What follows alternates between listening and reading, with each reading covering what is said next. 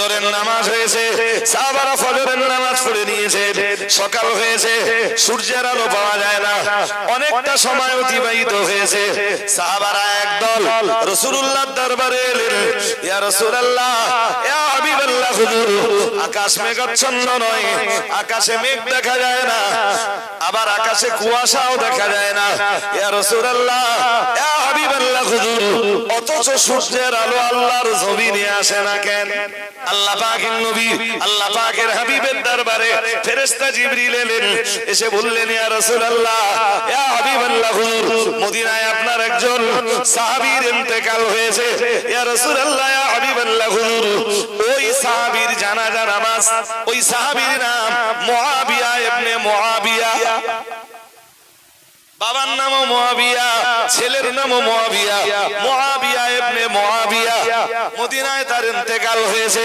হুজুর আপনি তার জানাজা পড়তে চান? পড়বেন? আমি কেমনে পড়ি? আমি মদিনায় আছি, আমি তবুকে আছি, লাশ তো মদিনায়। ফেরেশতা জিবরিল আমিন বললেন, ইয়া রাসূলুল্লাহ, শুধু পড়বেন কিনা বলুন। ব্যবস্থাপনায় ফেরেশতা জিবরিল। সুবহানাল্লাহ। আরেকটু মন খুলে বলেন, কিভাবে পড়বেন সেটা আমি ব্যবস্থা করতে দেব। রাসূলুল্লাহ রাজি হয়ে গেলেন। ফেরেশতা জিবরাইল রাসূলের সামনে দাঁড়িয়ে দুইটা ডানা দিয়ে শুধু জমিনে একটা ঝাপটা দিলেন, জমিন সংকুচিত হয়ে গেল। অথবা মদিনা মুনাওয়ারা থেকে তাবুক পর্যন্ত যত পর্দা ছিল আমার আল্লাহ तमाम পর্দা উঠিয়ে দিলেন, লাশ রাসূলের সামনে চলে এলো।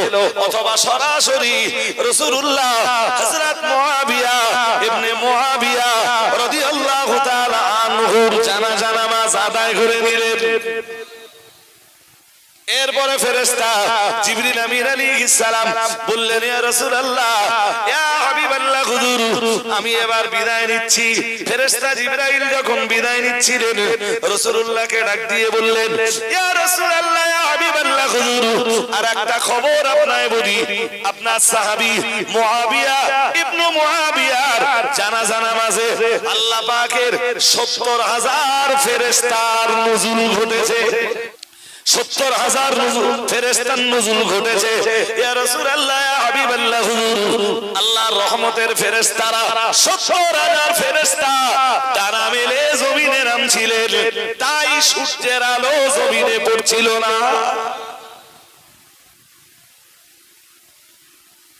জিবরিল চলে যাচ্ছেন, ফের বললেন যাওয়ার আগে বললেন, হুজুর আরেকটা জিনিস তো জিজ্ঞেস করলেন না আপনি, যে মুআবিয়া ইবনে মুআবিয়া জানাজায় ৭০,০০০ ফেরেশতার নুজুল ঘটলো কেন? আল্লাহ পাকের নবী বললেন, ওটাও তো আমার জানার প্রয়োজন। ফেরেশতা জিবরিল বললেন, ইয়া রাসূলুল্লাহ, ইয়া হাবিবাল্লাহ, হুজুর আপনার সাহাবী মুআবিয়া ইবনে মুআবিয়া উঠতে বসতে চলতে ফিরতে সব সময় সূরা ইখলাসের আমল করতেন।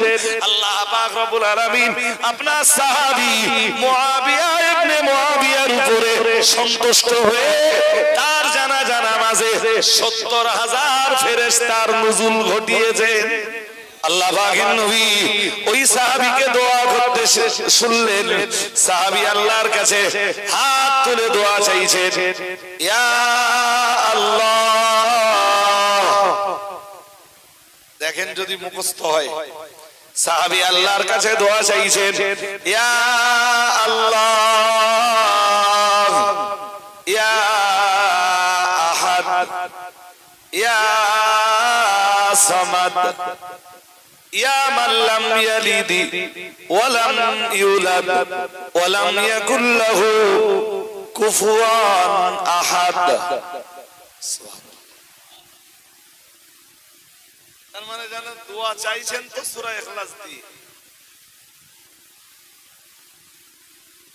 আল্লাহ পাকের নবীর ওই সাহাবী দোয়া চাইছেন, ইয়া আল্লাহ, হে আমার আল্লাহ, ইয়া আহাদ, হে ওই মহান সত্তা যার কোনো শরীক নাই, ইয়া আল্লাহ, ইয়া আহাদ, হে আল্লাহ, হে আমার আল্লাহ, ইয়া আহাদ, হে ওই মহান সত্তা যিনি লা শারীক, যার কোনো অংশীদার নাই, যার কোনো পার্টনার নাই, ইয়া সামাদ, যার কর্তৃত্ব বিশ্বব্যাপী, সবার উপরে যার কর্তৃত্ব চলে, যিনি কারোর কর্তৃত্বের পরোয়া করেন না, যিনি কারোর মহতাজ নন, সবাই যার মহতাজ। ইয়া আল্লাহ, ইয়া আহাদ, ইয়া সামাদ, ইয়া মান লাম ইয়ালিদ। হে ওই মহান সত্তা, যার কোনো সন্তান নাই, যিনি সন্তান মুক্ত, যার কোনো ছেলেও নাই মেয়েও নাই। ইয়া মান লাম ইয়ালিদ ওয়া লাম ইউলাদ, যার কোনো পিতাও নাই, যার কোনো মাতাও নাই। ওয়া লাম ইয়াকুল লাহু কুফুয়ান আহাদ। হে ওই মহান সত্তা, যার সমতুল্য কেউ নাই, যার সমকক্ষ কেউ নাই। নবী আমার মসজিদে নববীর ভিতরে ঢুকলেন, মসজিদে নববীর ভিতরে শুনতে পেলেন সামিয়া রাজুলা ইয়াদু, কোন একজন মানুষ এই দোয়াটা করছে। এক সাহাবী এই দোয়াটা আল্লাহর কাছে করছেন সূরা ইখলাস দিয়ে। দোয়াটা যেই না শেষ হয়ে গেল, প্রিয় নবী মুহাম্মদুর রাসূলুল্লাহ সাল্লাল্লাহু আলাইহি ওয়াসাল্লাম বললেন, ও সাহাবী, তোমার নসিব বড় প্রসন্ন, তোমার কপাল বড় ভালো। আল্লাহ তাআলা, আল্লাহ পাক তোমার আবেদনকে মঞ্জুর করে নিয়েছেন। রাসূল পাকের উপরে কোরআন নাযিল হয়ে গেল। আম্মা জান আয়েশা বললেন, আমি যেই না বললাম আমি তওবা করব না, আমি আল্লাহর কাছে ক্ষমা চাইব না, হুজুর এ পর্যন্ত আমি আপনার কোনো কথা আমার জীবনে অমান্য করিনি, জীবনে কখনো আপনার অবমাননা করিনি। ইয়া রাসূলুল্লাহ, ইয়া হাবিবাল্লাহ, হুজুর আপনার নির্দেশ আমি সব অক্ষরে অক্ষরে পালন করেছি। আজ আমি আয়েশা আপনার নির্দেশের মান্যতা দিতে পারছি না, কারণ আমি আয়েশা যেই না তওবা করব, জনগণ আমায় বলবে আয়েশা যদি অন্যায় নাই বা করে থাকবেন তাহলে তওবা করলেন কেন? এ লজ্জা আমি লোকাতে পারবো না, আমি এই অপমান আমি সহ্য করতে পারবো না। আম্মা জান আয়েশা তাই বললেন, হুজুর আপনার সব কথা শুনবো, আজকে ক্ষমা চাইতে বললে, আজকে আল্লাহর কাছে তওবা করতে বললে, আমি আয়েশা তওবা করব না। প্রিয় নবী মুহাম্মদুর রাসূলুল্লাহ সাল্লাল্লাহু আলাইহি ওয়াসাল্লাম ততক্ষণে ঘরমাক্ত হয়ে যাচ্ছেন, আল্লাহ পাকের নবী ঘেমে যাচ্ছেন, আর ঘেমে যাওয়ার মর্মই হলো রাসূলের উপরে এখন ওহী নাযিল হচ্ছে। মহান আল্লাহ কোরআনের আয়াত নাযিল করছেন প্রিয় প্রিয় রাসূলের প্রতি, আমার নবীর উপরে কোরআনুল কারীমের আয়াত নাযিল হয়ে গেল। ইন্নাল্লাযীনা জাউ বিল উফকি ইন্নাল্লাযীনা জাউ বিল ইফকি উসবাতুম মিনকুম। মহান আল্লাহ আয়াত নাযিল করে দিয়ে বললেন, ও নবী, আমি আল্লাহ পাক রব্বুল আলামিন বলছি, আমি আল্লাহ পাক বলছি, এতদিন ধরে আপনার বিবি আয়েশার উপরে যা চলছে সবটাই হলো অপবাদ, আর এই অপবাদ আপনার বিবির উপরে চাপিয়েছে আপনার দলের লোকেরাই। যেদিন আল্লাহ পাক ফেরেশতা জিবরিলকে পাঠালেন রাসূলের কাছে, এটা ভালো মেসেজ নিয়ে ফেরেশতা জিবরিল এলেন রাসূলের কাছে। রাসূল কারে হেরায়,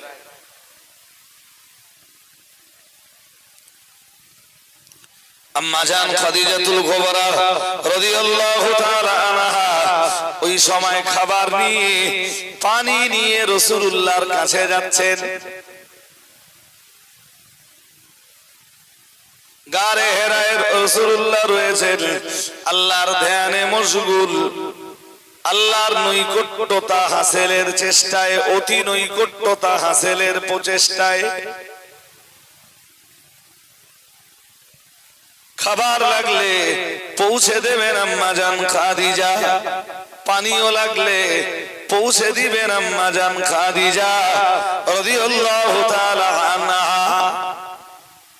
আর রাসূলুল্লাহ গারে হেরার ভিতরে আল্লাহর ধ্যানে মশগুল থাকবেন, আল্লাহ প্রেমে মশগুল থাকবেন।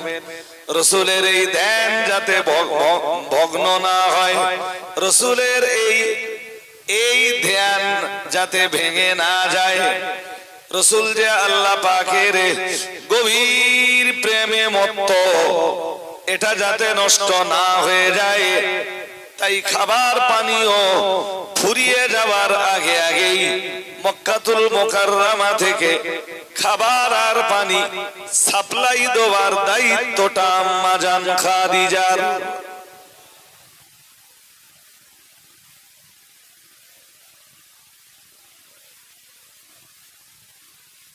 রাসূল নিজে বলেছেন, মুসলিমের হাদিসে এসেছে যে রাসূল বলেন, কখনো কখনো যা আর তু বেহেরাইন শাহরান,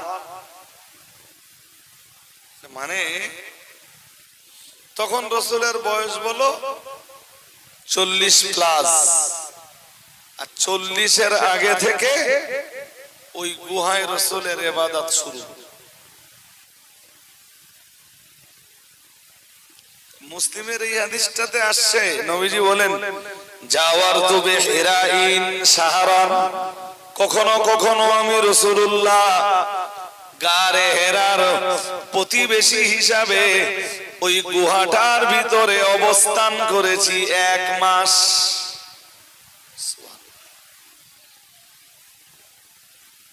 আরেকটু মন খুলে বলুন না, এদিকে এত চিল্লাচিল্লি হয় কি যে ভাই?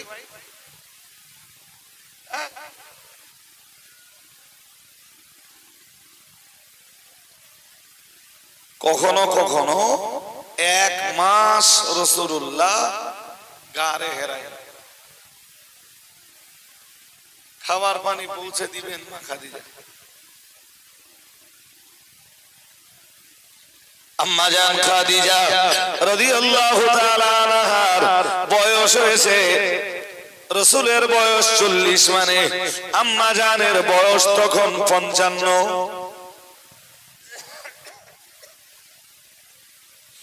একজন 55 বছরের রমণী, তিনি একদিকে তার গৃহের দায়িত্ব সামলাচ্ছেন, তার বাচ্চাদের দায়িত্ব পালন করছেন। রাসূলুল্লাহ তো গারে হেরায় 1 মাস, রাসূলের কাছে সংসারের কোনো খবর নেই। আম্মা জান খাদিজা রাদিয়াল্লাহু তাআলা আনহা সবকিছু তিনি সামলাচ্ছেন।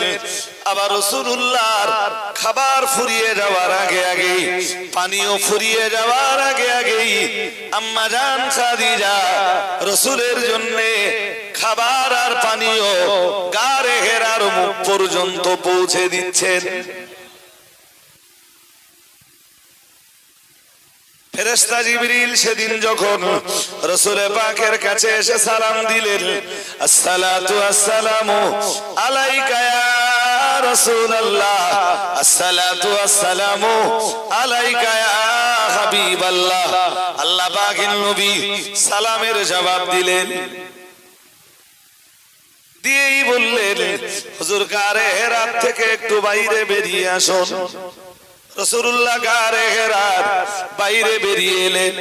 আম্মা জান খাদিজা রাসূলের জন্য তখন খাবার পানি নিয়ে যাচ্ছেন, আর ফেরেশতা জিবরিল আম্মা জানকে দেখিয়ে রাসূলুল্লাহকে বললেন, হাদিহি খাদিজাতু আতাতকা ইয়া রাসূলুল্লাহ ইয়া হাবিবাল্লাহ, হুজুর ওই অনেকটা দূরে একজন মহিলা, একজন রমণীকে দেখতে পাওয়া যাচ্ছে। ইয়া রাসূলুল্লাহ, উনি আপনার কাছেই আসছেন। বেনা ইনফিহি তাআমুন, ওনার কাছে 2টা পাত্র রয়েছে, একটা পাত্রের ভিতরে আপনার জন্য রয়েছে খাবার, ওয়াইনাইন ফিহি মাউন ইয়া রাসূলুল্লাহ ইয়া হাবিবাল্লাহ হুজুর ওনার কাছে আরেকটা পাত্র রয়েছে ওই পাত্রে রয়েছে আপনার জন্য পানীয় ইয়া রাসূলুল্লাহ ইয়া হাবিবাল্লাহ হুজুর আপনার বিবি খাদিজা সংসার সামলানোর পরে নিজের সন্তানদের দায় দায়িত্ব পালন করার পরে হুজুর খাদিজা আপনার জন্য যে সেবা প্রদান করে খাদিজা আপনার জন্য যে পরিষেবাটা দিয়ে থাকে আমার আল্লাহ খাদিজার এই পরিষেবায় এতটাই খুশি হয়েছেন এতটাই সন্তুষ্ট হয়েছেন ইয়া রাসূলুল্লাহ ইয়া হাবিবাল্লাহ হুজুর আজ খাদিজা আপনার কাছে এলে একটা খুশির খবর আপনি শুনিয়ে দেবেন স্বয়ং রব্বুল আলামিন আল্লাহ আপনার বিবি খাদিজাকে সালামের নজরানা পাঠিয়েছেন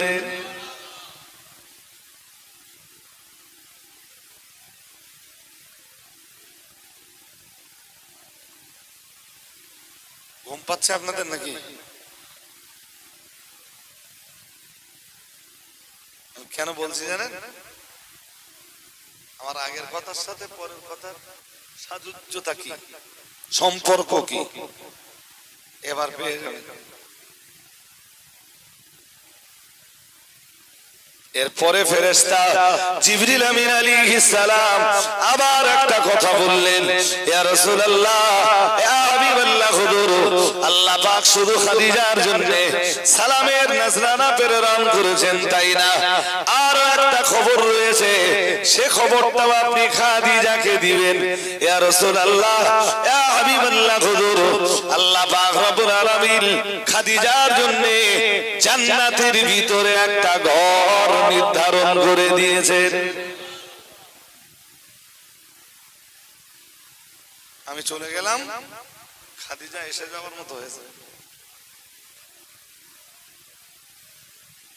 মা খাদিজা পৌঁছালেন রাসূলকে সালাম দিলেন রাসূল মুচকি হাসলেন মা খাদিজা বললেন হুজুর কোনো মেসেজ বললেন আছে খাদিজা দুটো মেসেজ আছে খুব ভালো ভালো তোমার জন্য আমার জন্য ভালো মেসেজ বললেন হ্যাঁ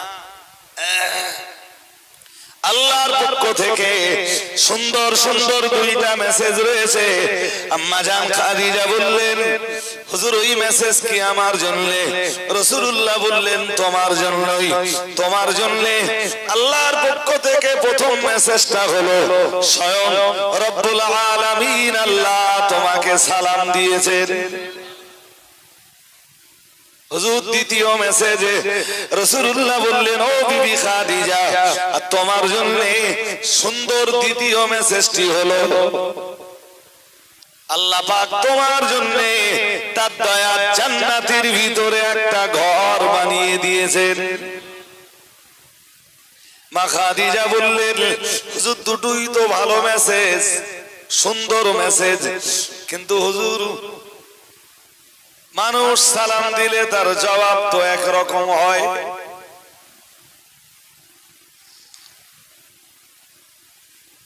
আপনারা কেউ আমায় সালাম দিলেন আমি জবাব দিলাম ওয়া আলাইকুম সালাম আমি সালাম দিলাম আপনারা জবাব দিলেন ওয়া আলাইকুম সালাম এর মানে কি এর মানে আল্লাহ আপনাদের প্রতি যিনি সালাম দিলেন প্রথম তিনি বললেন আসসালামু আলাইকুম আপনাদের প্রতি আল্লাহর করুণা বর্ষণ হোক রহমত নাজিল হোক আল্লাহ আপনাদের প্রতি শান্তি নাজিল করুক যিনি জবাব দিলেন তিনি বললেন ওয়া আলাইকুম আসসালাম শুধু আমাদের প্রতি না আপনাদের প্রতিও আল্লাহর রহমত বর্ষিত হোক এই তো আজকে সালাম পাঠাচ্ছেন কে তাহলে এই সালামের জবাব কি হবে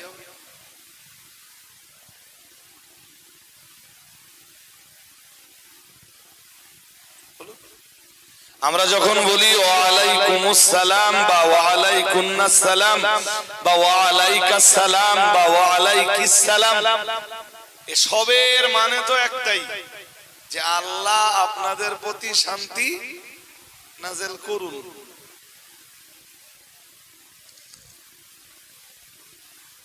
কারণ শান্তি নাজেল করতে পারেন শুধু জোরে বলুন আল্লাহ। আল্লাহ ছাড়া আর তো কেউ শান্তিদাতা পারে? খাদিজা আজকে সালামের জবাব কেমনে দেবে? মুহাদ্দিসিনে হযরতরা ওই হাদিসের ব্যাখ্যায় পরিষ্কার করে লিখেছেন, আম্মা জান খাদিজা রাদিয়াল্লাহু তাআলা আনহা একদিকে যেমন ছিলেন আরবের একজন ধনাঢ্য নারী, বিত্ত বৈভবের অধিকারিণী, ঠিক তথাই বছর আম্মা জান খাদিজা ছিলেন তৎকালীন দুনিয়া বরেণ্য এক সুন্দরী।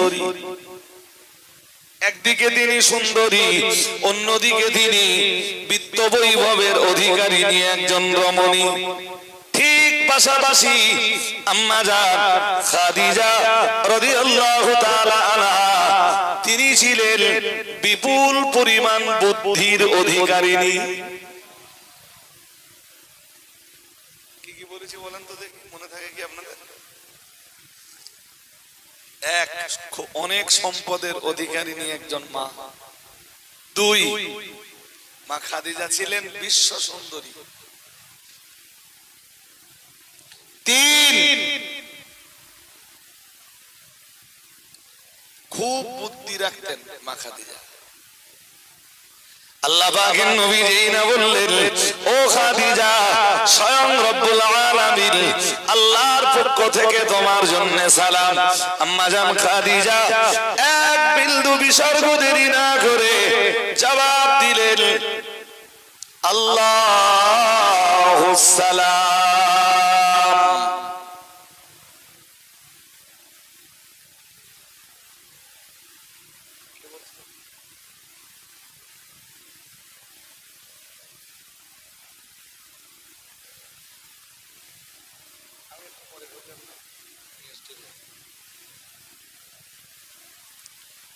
জি, মা খাদিজারও কতটা বুদ্ধি দেখেন। রাসূলের কাছে কোনো পরামর্শও নিলেন না, বললেন আল্লাহুস সালাম। কি বললেন? তার মানে কি জানেন? বললেন হুজুর, আল্লাহ নিজেই তো শান্তি নাযিলকারী। সবাই বলেন সুবহানাল্লাহ।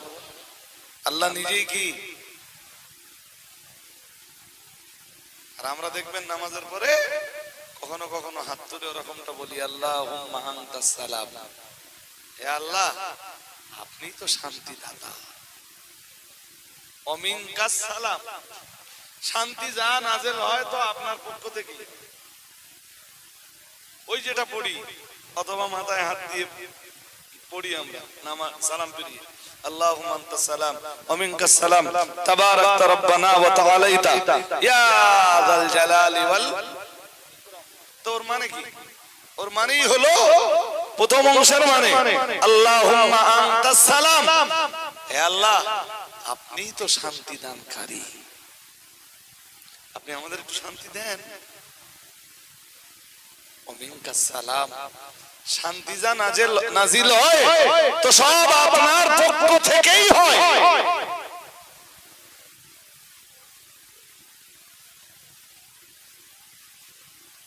এই কারণে রাসূলের যে সাহাবী এসে সাংসারিক জীবনের কষ্টের অভিযোগ করছেন, দারিদ্রতার অভিযোগ করছেন, হুজুর আমার সংসারে খুব কষ্ট, খুব কষ্ট।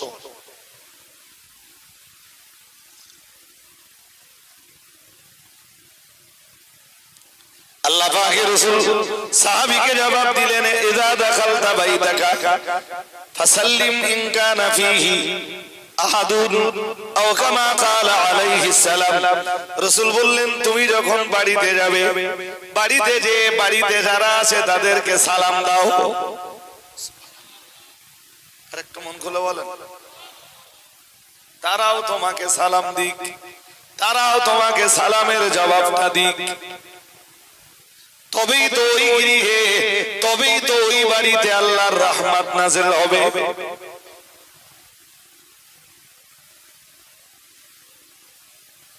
আল্লাহ পাকে নবী বললেন এরপরে তোমার আরেকটা কাজ রয়েছে সাহাবী।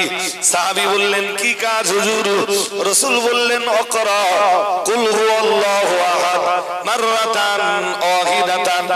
পরিবারকে সালাম দিয়ে তুমি একবার সূরা ইখলাস পড়ে নাও।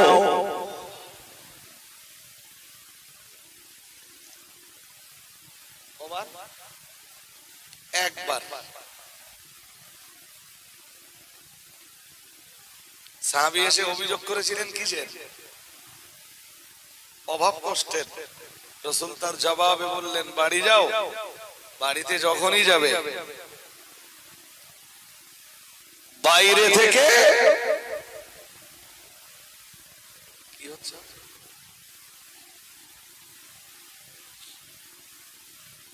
আওয়াজ আছে? তো বাড়িতে যখনই যাবে সালাম দেবে আর একবার করে ঘরে উঠবার আগে সূরা ইখলাস পড়বে একবার। বাবা সাহাবী জানো বললেন হুজুরের ফলাফল। রাসূলুল্লাহ বললেন তোমার সাংসারিক জীবনের যে কষ্ট রয়েছে, যে দারিদ্রতা রয়েছে, যে অভাব অনটন রয়েছে, মহান আল্লাহ তোমার সাংসারিক জীবনের কষ্ট, তোমার সাংসারিক জীবনের দারিদ্রতা দয়া করে তোমার সংসার থেকে আল্লাহ দূর করে দিবেন।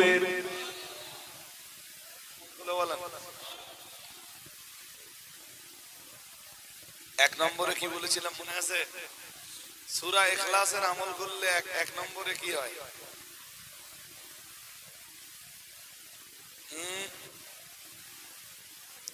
একে কি বলেছিল ভুলে গেছি, ঈমানের মৌত হয়। উঠতে বসতে চলতে ফিরতে যারা সূরা ইখলাসের আমল করে মহান মহান আল্লাহ তাদেরকে ঈমানের মৌত দান করে।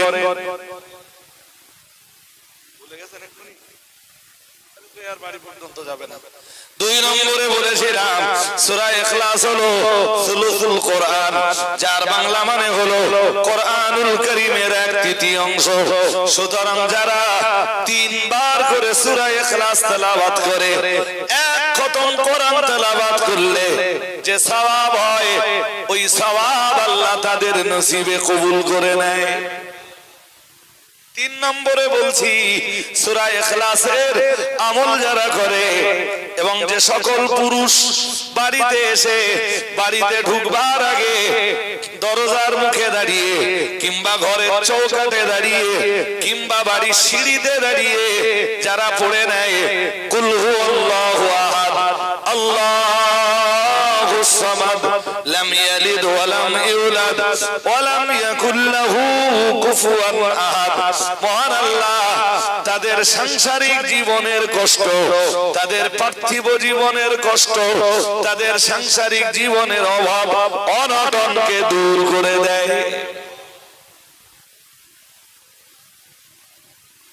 বেশি লম্বা ওয়াজ না শুনে এই আমল করতে পারেন, এরকম কিছু শোনেন দিন যা কাজে লাগে। বিরাট লম্বা ওয়াজ নসিহত শুনলেন, শুনে বাড়ি চলে গেলেন, কিচ্ছু আমল করলেন না। হাদিস শরীফ বিবরণ দিয়েছে প্রিয় নবী আমার ওই সাহাবীকে ওই পরামর্শ দিলেন। হাদিস বিবরণ দিয়েছে ফাফালার রাজুলু, লোকটা তাই করলো। তার মানে রাসূলে পাকের কথার মর্যাদা দিয়ে প্রতিদিন যেই না বাড়িতে আসতো পরিবারকে সালাম জানাতো, সালাম জানিয়ে ঘরে ঢুকবার আগেই পড়ে ফেলতো কুল হুয়াল্লাহু আহাদ আল্লাহুস সামাদ লাম ইয়ালিদ ওয়া লাম ইউলাদ ওয়া লাম ইয়াকুল লাহু কুফুয়ান আহাদ। আল্লাহ পাক তার রিজকের এতটাই প্রশস্ততা ওই বান্দার নসিবে মঞ্জুর করলেন, আল্লাহ তাকে এতটাই মালামাল দান করলেন, আল্লাহ তাকে এতটাই সম্পদ দান করলেন যাতে তার অভাব অভিযোগ দারিদ্রতা সব দূর হয়ে গেল। এবং এত সম্পদ আল্লাহ তাকে দিলেন, তিনি তার সম্পদ তার প্রতিবেশীদেরকে দান করতে শুরু করলেন।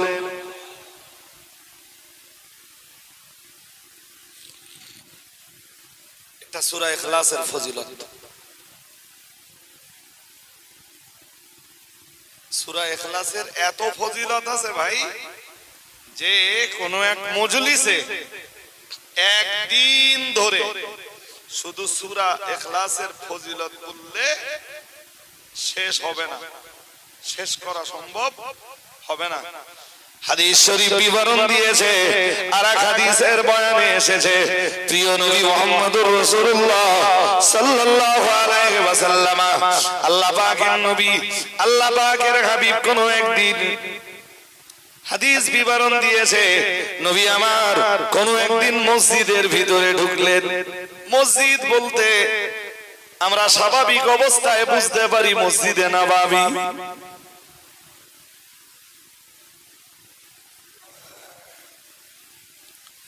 মসজিদে নববীতে ঢুকবার পরে হাদিস শরীফ বিবরণ দিয়েছে, রাসূলুল্লাহ দেখতে পেলেন একজন সাহাবী, তিনি মসজিদে নববীতে ফাসামিয়া রাজুলান ইয়াদউ, রাসূল শুনতে পেলেন একজন লোক দোয়া চাইছে। মসজিদে ঢুকলেন রাসূল, ঢুকে দেখলেন ফাসামিয়া রাজুলান ইয়াদউ, জি একজন লোককে রাসূল দোয়া করতে শুনলেন। কি দোয়া জানেন? বলে দেই, অনেকদিন সূরা ইখলাসের উপরে আলোচনা করি। গত বছর এরকম শীতকালে একটা মজলিসে একদিন আলোচনা করেছি, সেই আর আজকে আলোচনা করছি। আল্লাহ পাকের নবী ওই সাহাবীকে দোয়া করতে শুনলেন। সাহাবী আল্লাহর কাছে হাত তুলে দোয়া চাইছেন, ইয়া আল্লাহ। দেখেন যদি মুখস্থ হয়, সাহাবী আল্লাহর কাছে দোয়া চাইছেন, ইয়া আল্লাহ, ইয়া আহাদ, ইয়া সামাদ, ইয়া মান লাম ইয়ালিদ ওয়া লাম ইউলাদ ওয়া লাম ইয়াকুল লাহু কুফুয়ান আহাদ। তার মানে জানেন দোয়া চাইছেন তো সূরা ইখলাস দিয়ে। আল্লাহ পাকের নবীর ওই সাহাবী দোয়া চাইছেন, ইয়া আল্লাহ, হে আমার আল্লাহ, ইয়া আহাদ, হে ওই মহান সত্তা যার কোনো শরীক নাই, ইয়া আল্লাহ, ইয়া আহাদ, হে আল্লাহ, হে আমার আল্লাহ, ইয়া আহাদ, হে ওই মহান সত্তা যিনি লা শারীক, যার কোনো অংশীদার নাই, যার কোনো পার্টনার নাই, ইয়া সামাদ, যার কর্তৃত্ব বিশ্বব্যাপী, সবার উপরে যার কর্তৃত্ব চলে, যিনি কারোর কর্তৃত্বের পরোয়া করেন না, যিনি কারোর মুহতাজ নন, সবাই যার মুহতাজ, ইয়া আল্লাহ, ইয়া আহাদ, ইয়া সামাদ, ইয়া মান লাম ইয়ালিদ, হে ওই মহান সত্তা যার কোনো সন্তান নাই, যিনি সন্তান মুক্ত, যার কোনো ছেলেও নাই মেয়েও নাই, ইয়া মান লাম ইয়ালিদ ওয়া লাম ইউলাদ, যার কোনো পিতাও নাই, যার কোনো মাতাও নাই, ওয়া লাম ইয়াকুল লাহু কুফুয়ান আহাদ, হে ওই মহান সত্তা যার সমতুল্য কেউ নাই, যার সমকক্ষ কেউ নাই। নবী আমার মসজিদে নববীর ভিতরে ঢুকলেন, মসজিদে নববীর ভিতরে শুনতে পেলেন সামিয়া রাজুলান ইয়াদউ, কোন একজন মানুষ এই দোয়াটা করছে। এক সাহাবী এই দোয়াটা আল্লাহর কাছে করছেন সূরা ইখলাস দিয়ে। দোয়াটা যেই না শেষ হয়ে গেল, প্রিয় নবী মুহাম্মদুর রাসূলুল্লাহ সাল্লাল্লাহু আলাইহি ওয়াসাল্লাম বললেন, ও সাহাবী, তোমার নসিব বড় প্রসন্ন, তোমার কপাল বড় ভালো, আল্লাহ তাআলা, আল্লাহ পাক তোমার আবেদনকে মঞ্জুর করে নিয়েছেন। তুমি যেভাবে আল্লাহরে ডাক দিলে, আল্লাহ তোমার আবেদন মঞ্জুর করে নিয়েছেন। আমাদের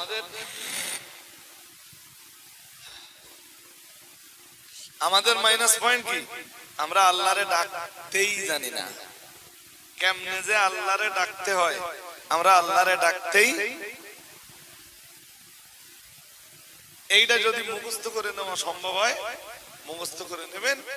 আর এইটা নামাজের পরে আল্লাহর কাছে হাত তুলে বলবেন, অথবা উঠতে বসতে চলতে ফিরতে, ইয়া আল্লাহ, ইয়া আহাদ, ইয়া সামাদ, ইয়া মান লাম ইয়ালিদ ওয়া লাম ইউলাদ ওয়া লাম ইয়াকুল লাহু কুফুয়ান আহাদ।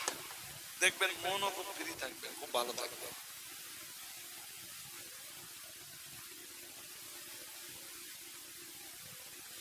সূরা ইখলাস একদিনে কোন মজলিসে আলোচনা করে ফেলা সম্ভব? আমি তো শুধু সূরা ইখলাসের কি ফজিলত বলছি, ফজিলত। এখনো ব্যাখ্যা বিশ্লেষণ এক্সপ্লানেশনে আমি তো ঢুকিনি, আরো আরো এসছে।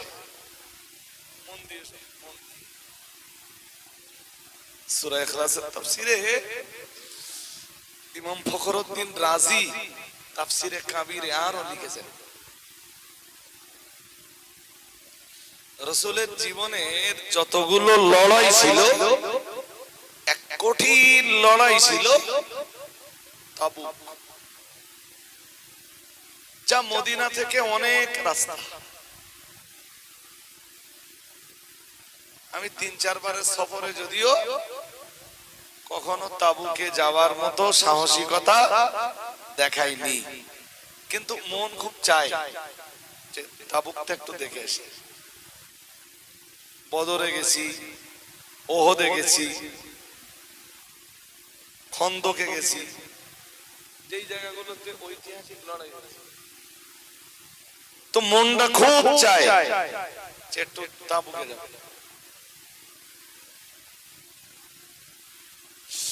তাবুক যুদ্ধটা মুসলমানদের জন্য ছিল খুব কঠিন। কেন কঠিন? এক, শত্রু শক্তি ছিল, শত্রু শিবির ছিল খুব শক্তিশালী। দুই, মদিনায় তখন প্রচুর গরম। এই এখন যারা উমরা থেকে ফিরছে তারা বলছে এখনকার ওয়েদারটা সুইটেবল, এই সময়ের ওয়েদারটা। ভোরের দিকে বেশ ভালোই ঠান্ডা পড়ছে, আর দিনের বেলার ওয়েদার বেশ ভালো। দিনের বেলা শীতের কোনো পোশাক এই সময়ে লাগবে না, তার মানে তাপমাত্রা কম। এখন আমরা 23-এ যখন হজ করেছি তখন প্রচন্ড তাপ, গতবারও তো তাপ ছিল তাই না? প্রচন্ড তাপ, একদম তাপ প্রবাহ, শুধু তাপ। অল টাইম সঙ্গে ওয়াটার মাস্ট, নইলে যখন তখন বিপদ ঘটে যেত। মদিনায় তখন প্রচন্ড গরম।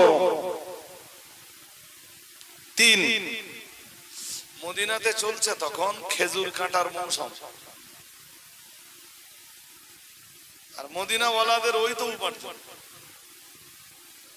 সেই সময় তাবুকের যুদ্ধ। তাবুকের যুদ্ধ নিয়ে কোরআনুল কারীমের 11 পারায় আল্লাহ অনেক আলোচনা করেছেন, অনেক লম্বা আলোচনা। 10 আর 11 পারা মিলে, মানে 10 পারা শেষের দিক দিয়ে আল্লাহ তাবুকের আলোচনা শুরু করেছেন, তাবুকের আলোচনা শেষ হয়েছে 11 পারায় যে সূরা তাওবা।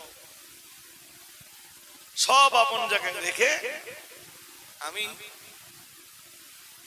যে আলোচনাটা আজকের সূরা ইখলাসের সঙ্গে সঙ্গতিপূর্ণ শুধু সেইটা করেছি, সেইটুকু বলছি।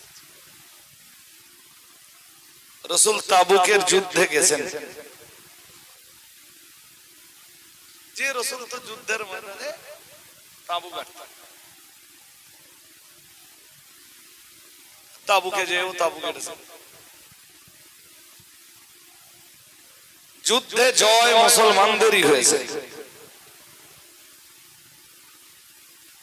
সুবহানাল্লাহ বলুন। আর যুদ্ধে জয় শক্তিতে হয় না, জয় অস্ত্রে শস্ত্রে হয় না, জয় সৈন্য সংখ্যার আধিক্যতায় আসে না, জয় আসে আল্লাহর সাহায্যে।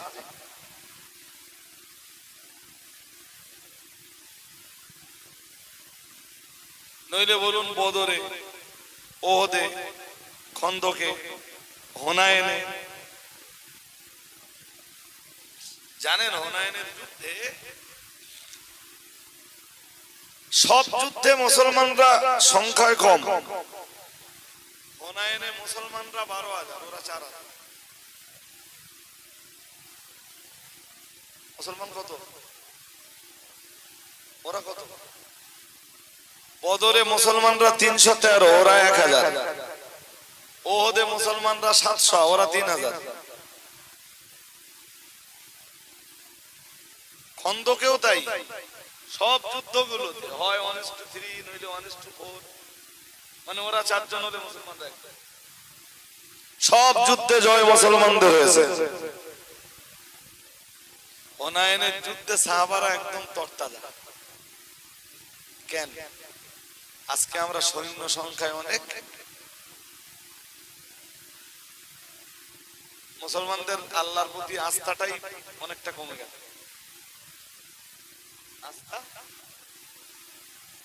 যুদ্ধ শুরু হলো, ব্যাস ওরা পাহাড়ের উপরে ঘাঁটি নিয়ে বসেছিল, উপর থেকে তীর বর্ষণ শুরু হলো। অল্পক্ষণে মুসলমানরা যুদ্ধের ময়দানে ছত্রভঙ্গ হয়ে গেল। এমনকি এমন পরিস্থিতি এলো যে যুদ্ধের মাঠে রাসূল একা দাঁড়িয়ে, কেউ নেই।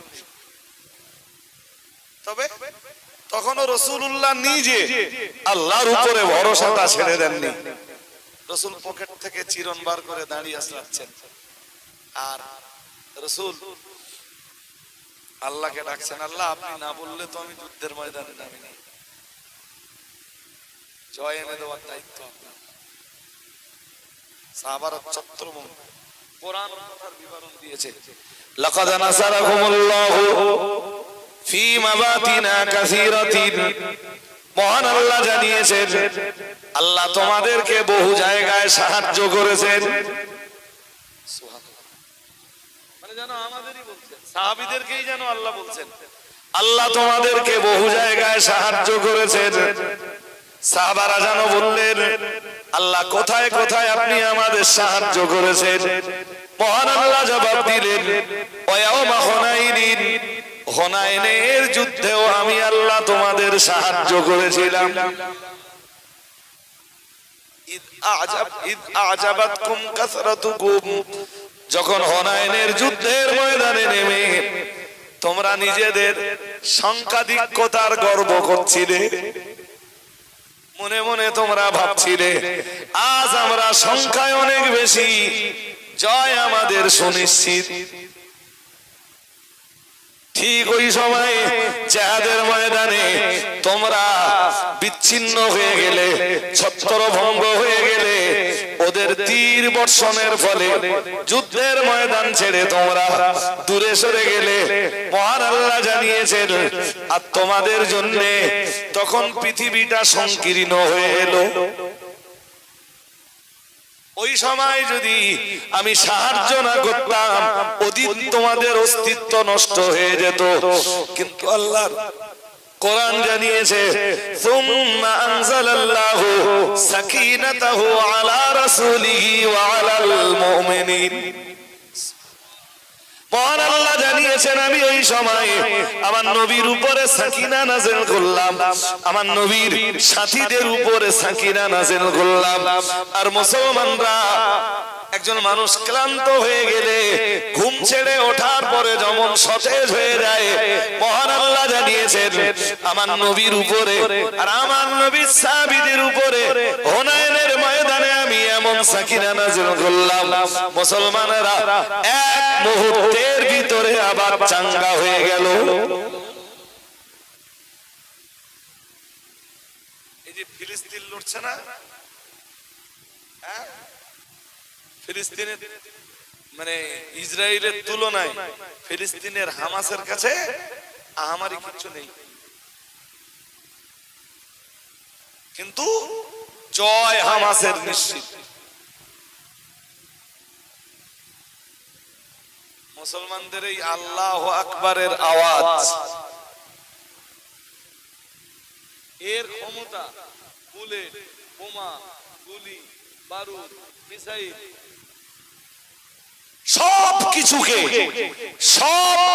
সবকিছুর তুলনায় মুসলমানদের আল্লাহু আকবারের আওয়াজের ক্ষমতা, আওয়াজের পাওয়ার অনেক বেশি। যেদিন গজওয়াতুল হিন্দ অনুষ্ঠিত হবে সেদিনও মুসলমানদের জয় হবে আল্লাহু আকবারের আওয়াজ।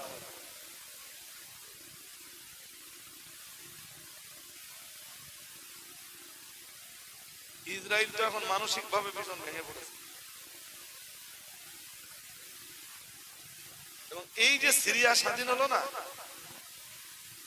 পড়েছেন আপনারা কাগজে, সিরিয়ার যে জয়, সিরিয়ার যে স্বাধীনতা ফিরে যাওয়া, এ শুধু সিরিয়ার জয় না, বিশ্বব্যাপী মুসলিম কমিউনিটির জয়ের সূচনা সিরিয়ার স্বাধীনতা।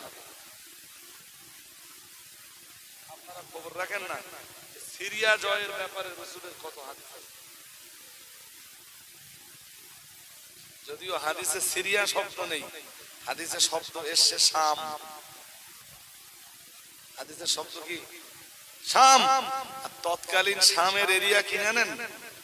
শামের এরিয়া ছিল জর্ডান, বর্তমানের সিরিয়া, ফিলিস্তিন, ইসরায়েল, সব মিলে ছিল শাম।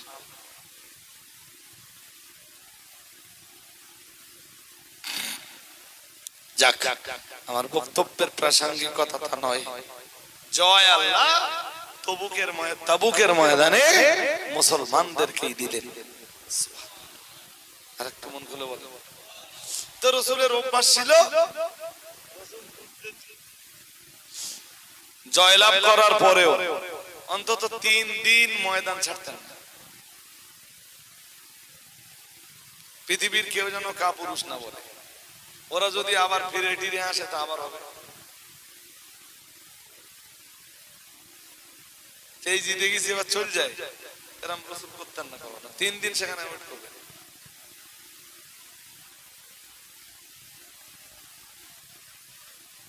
কোন একদিন সকালবেলা সময় মতো সাহাবারা ফজরের নামাজ পড়েছে, সকাল হয়ে গেছে, আকাশে মেঘ নেই, কুয়াশা নেই, সূর্যের আলো নেই। তো সূর্যের আলো পৃথিবীতে আসে না যেই কারণে, তার ভিতরের এক কারণ আকাশ মেঘাচ্ছন্ন। দ্বিতীয় কারণ বলো, খুব কুয়াশার দিনে দেখবেন 2-1 দিন সূর্যের আলো বেরোয় না, আর বেরোলো তো হালকা, হয়তো 10-15 মিনিট 20 মিনিটের জন্য হালকা বেরোয়। ফজরের নামাজ হয়েছে, সাহাবারা ফজরের নামাজ পড়ে নিয়েছে, সকাল হয়েছে, সূর্যের আলো পাওয়া যায় না, অনেকটা সময় অতিবাহিত হয়েছে। সাহাবারা একদল রাসূলুল্লাহর দরবারে এলেন, ইয়া রাসূলুল্লাহ, ইয়া হাবিবাল্লাহ, হুজুর, আকাশ মেঘাচ্ছন্ন নয়, আকাশে মেঘ দেখা যায় না, আবার আকাশে কুয়াশাও দেখা যায় না, ইয়া রাসূলুল্লাহ, ইয়া হাবিবাল্লাহ, হুজুর, অথচ সূর্যের আলো আল্লাহর জমিনে আসে না কেন? রাসূল বললেন, কেমনে বলি আমি, তোমরা জানেন বিশ্ব নবী মানে আলেমুল গায়েব নন, বিশ্ব নবী মানে সব জানতা নেই।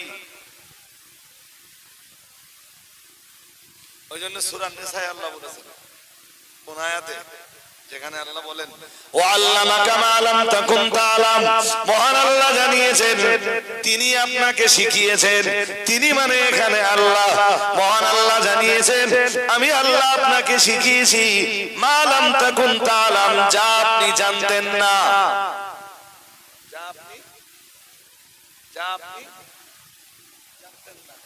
তা কি শিখিয়েছেন আল্লাহ? তাফসীরকারকরা লিখেছেন ইলমুল আউয়ালিন ওয়াল আখিরিন, পূর্ববর্তী আর পরবর্তীদের সকল প্রকারের জ্ঞান আল্লাহ তার রাসূলকে দান করেছেন।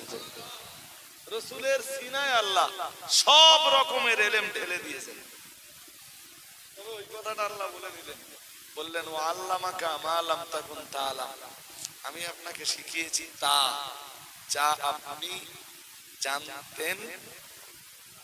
তাহলে বুঝতে হবে যে রাসূলের সিনায় আল্লাহ ইলম দিয়ে ভরপুর করে দিলেও রাসূলের জীবনের একটা সময় ছিল যে সময় রাসূল জানতেন।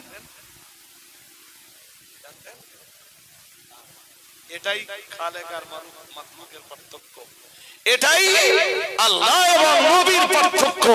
আল্লাহর ক্ষেত্রে কোনো টাইম নেই যে টাইমে আল্লাহ এটা জানতেন আর এটা জানতেন। আমার কথা বুঝতে পেরেছেন কি? নবীর জীবনের একটা সময় ছিল যে আল্লাহ নিজে বলতেছেন যে সময় আপনি জানতেন, কিন্তু আল্লাহর ক্ষেত্রে এরকম কোনো টাইম আছে? এরকম কোনো ক্ষেত্র আছে? নেই। এটাই আল্লাহ নবীর পার্থক্য।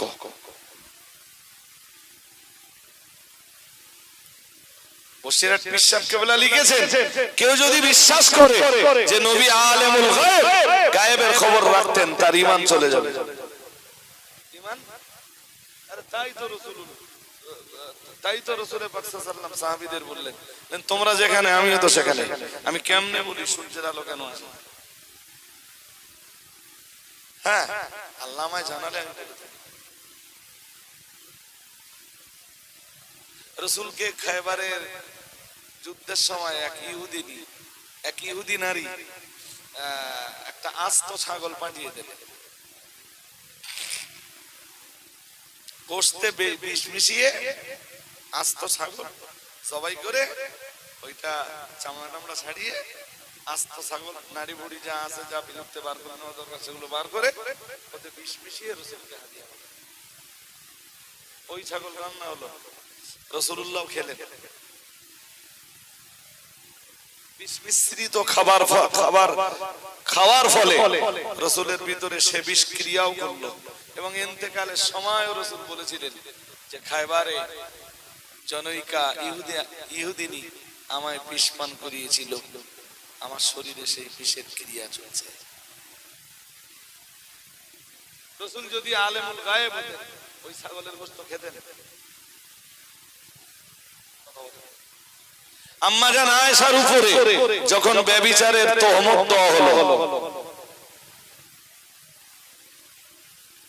আম্মা আয়েশা তখন অসুস্থ, জ্বর গায়ে, হযরত আবু বকরের বাড়িতে রাসূলুল্লাহ আয়েশাকে দেখতেও যেতেন। মা আয়েশা বর্ণনা করেছেন এমনটা আমার জীবনে ঘটেনি। আমি বাবার বাড়িতে থাকলেও রাসূল একবার হলো আমাকে দেখতে এসেছে, আয়েশা কেমন আছে দেখে আসি। ওই পিরিয়ডে রাসূল হযরত আয়েশাকে দেখতো। মা আয়েশা তাতে আরো বেশি ভেঙে পড়েছিলেন যে সবাই বিশ্বাস করতে পারে আমার উপরে আরোপিত এই অপবাদ, সবাই বিশ্বাস করতে পারে, আমার রাসূলও বিশ্বাস করে নিলেন।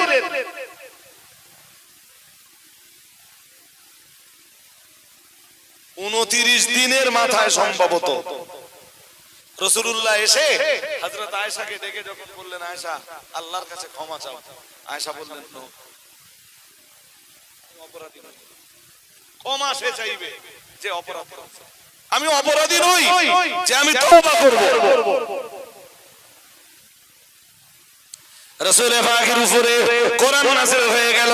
আম্মা জান আয়েশা বললেন, আমি যেই না বললাম আমি তওবা করব না, আমি আল্লাহর কাছে ক্ষমা চাইব না, হুজুর এ পর্যন্ত আমি আপনার কোনো কথা আমার জীবনে অমান্য করিনি, জীবনে কখনো আপনার অবমাননা করিনি। ইয়া রাসূলুল্লাহ, ইয়া হাবিবাল্লাহ, হুজুর আপনার নির্দেশ আমি সব অক্ষরে অক্ষরে পালন করেছি। আজ আমি আয়েশা আপনার নির্দেশের মান্যতা দিতে পারছি না, কারণ আমি আয়েশা যেই না তওবা করব জনগণ আমায় বলবে আয়েশা যদি অন্যায় নাই বা করে থাকবেন তাহলে তওবা করলেন কেন? এ লজ্জা আমি লুকাতে পারবো না, আমি এই অপমান আমি সহ্য করতে পারবো না।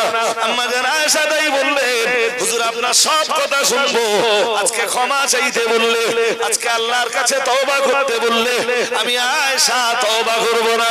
প্রিয় নবী মুহাম্মদুর রাসূলুল্লাহ সাল্লাল্লাহু আলাইহি ওয়াসাল্লাম ততক্ষণে ঘরমাক্ত হয়ে যাচ্ছেন, আল্লাহ পাকের নবী ঘেমে যাচ্ছেন, আর ঘেমে যাওয়ার মর্মই হলো রাসূলের উপরে এখন ওহী নাযিল হচ্ছে, মহান আল্লাহ কোরআনের আয়াত নাযিল করছেন প্রিয় প্রিয় রাসূলের প্রতি, আমার নবীর উপরে কোরআনুল কারীমের আয়াত নাযিল হয়ে গেল। ইন্নাল্লাযীনা জাউ বিল উফকি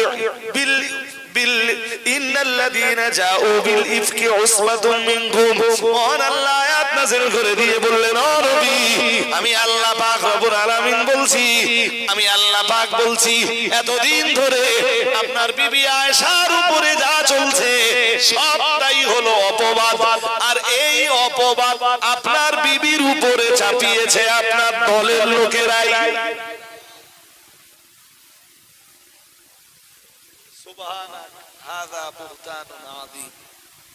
আল্লাহ বললেন পবিত্রতা আল্লাহ, পবিত্রতা কার? আল্লাহর। আর হাদা বুহতানুন আযীম, এটা আপনার বিবি আয়েশার উপরে এক বিরাট বড় অপবাদ। কোরআনের সূরা নূরের আয়াত 29 দিন পর্যন্ত হযরত আয়েশা যে পবিত্র, 29 দিন পর্যন্ত রাসূলের কাছে কোনো মেসেজ ছিল না। রাসূল যদি সব জানতা হবেন, আলেমুল গায়েব হবেন, জি, তাহলে তো হযরত আয়েশাকে তওবা করতে বলুন। সাহাবীরা এসে বললেন, হুজুর আকাশে মেঘ নেই, কুয়াশা নেই, সূর্যের আলো আসে না। নবী বললেন, যাও যদি কোনো মেসেজ পাই তোমাকে দেব। সাহাবারা সরে গেলেন, একটু বাদেই ফেরেশতা জিবরিল আমিন এলেন, আসসালাতু ওয়াসসালামু আলাইকা ইয়া রাসূলুল্লাহ, আসসালাতু ওয়াসসালামু আলাইকা ইয়া হাবিবাল্লাহ, ইয়া রাসূলুল্লাহ, ইয়া হাবিবাল্লাহ, হুজুর মদিনায় আপনার একজন সাহাবীর ইন্তেকাল হয়েছে, ওই সাহাবীর নাম আল্লাহ পাকের নবী, আল্লাহ পাকের হাবিবের দরবারে ফেরেশতা জিবরিল এলেন, এসে বললেন, ইয়া রাসূলুল্লাহ, ইয়া হাবিবাল্লাহ, হুজুর মদিনায় আপনার একজন সাহাবীর ইন্তেকাল হয়েছে, ইয়া রাসূলুল্লাহ, ইয়া হাবিবাল্লাহ, হুজুর ওই সাহাবীর জানাজা নামাজ, ওই সাহাবীর নাম মুআবিয়া ইবনে মুআবিয়া, বাবার নামও মুআবিয়া, ছেলের নামও মুআবিয়া, মুআবিয়া ইবনে মুআবিয়া, মদিনায় তার ইন্তেকাল হয়েছে। হুজুর আপনি তার জানাজা পড়তে চান, পড়বেন? আমি কেমনে পড়ি? আমি মদিনায় আছি, আমি তবুকে আছি, লাশ তো মদিনায়। ফেরেশতা জিবরিল আমিন বললেন, ইয়া রাসূলুল্লাহ শুধু পড়বেন কিনা বলুন। ব্যবস্থাপনায় ফেরেশতা জিবরিল। সুবহানাল্লাহ। আরেকটু মন খুলে বলেন, কিভাবে পড়বেন সেটা আমি ব্যবস্থা করতে দেব। রাসূলুল্লাহ রাজি হয়ে গেলেন। ফেরেশতা জিবরাইল রাসূলের সামনে দাঁড়িয়ে দুইটা ডানা দিয়ে শুধু জমিনে একটা ঝাপটা দিলেন, জমিন সংকুচিত হয়ে গেল।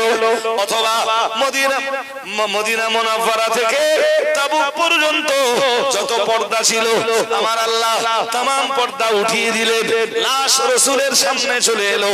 অথবা সরাসরি রাসূলুল্লাহ হযরত মুআবিয়া ইবনে মুআবিয়া রাদিয়াল্লাহু তাআলা আনহুর জানাজা নামাজ আদায় করে নিলেন। এরপরে ফেরেশতা জিবরিল আমিন আলাইহিস সালাম বললেন, ইয়া রাসূলুল্লাহ, ইয়া হাবিবাল্লাহ, হুজুর আমি এবার বিদায় নিচ্ছি। ফেরেশতা জিবরাইল যখন বিদায় নিচ্ছিলেন, রাসূলুল্লাহকে ডাক দিয়ে বললেন, ইয়া রাসূলুল্লাহ, ইয়া হাবিবাল্লাহ, হুজুর আর একটা খবর আপনাকে বলি, আপনার সাহাবী মুআবিয়া ইবনে মুআবিয়ার জানাজা নামাজে আল্লাহ পাকের ৭০,০০০ ফেরেশতার নুজুল ঘটেছে। কত হাজার? ৭০,০০০ ফেরেশতার নুজুল ঘটেছে।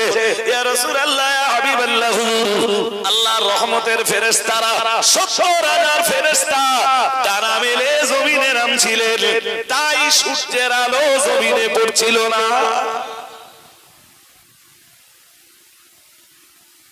জিবরিল চলে যাচ্ছেন,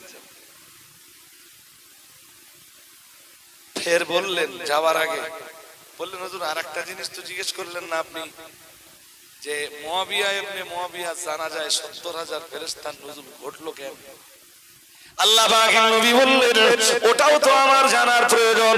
ফেরেশতা জিবরিল বললেন, ইয়া রাসূলুল্লাহ, ইয়া হাবিবাল্লাহ, হুজুর আপনার সাহাবী মুআবিয়া ইবনে মুআবিয়া উঠতে বসতে চলতে ফিরতে সব সময় সূরা ইখলাস